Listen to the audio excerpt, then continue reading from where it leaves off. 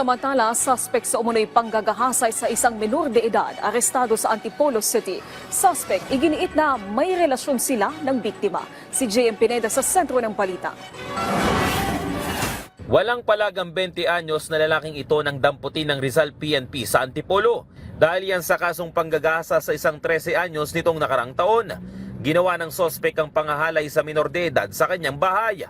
Inimbitahan daw kasi ng lalaki ang menor de edad na doon na lang matulog. Natulog yung bata sa bahay nitong suspect at doon nangyari yung rape. Inimbita siya. Tapos Yes, and the next morning nag-report itong bata sa kanyang mga magulang. And yun, na-filean ng kaso itong suspect. Alibay ng suspect, walang nangyaring rape. May relasyon daw kasi sila ng biktima na naglayas mula sa kanyang magulang. Yung nangyari po na yun,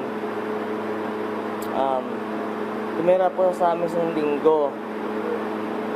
Isang linggo na po yun, may nangyari po sa amin. Hindi ko na po akalain na yung magulang niya po, ireklamo ko ng magulang niya po.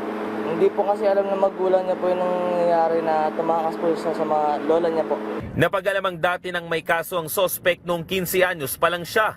And previously, noong 2020, sa record ng ating pulisya ay naaresto na itong suspect sa kasong child abuse and grave coercion laban naman dun sa 10-year-old na bata na biktima nila. Nakiusap ang suspect na idaan na lang sa areglo ang kanyang kasong statutory rape, pero desididong magsampa ng kaso ang pamilya ng biktima. JM Pineda para sa Pambansang TV sa Bagong Pilipinas.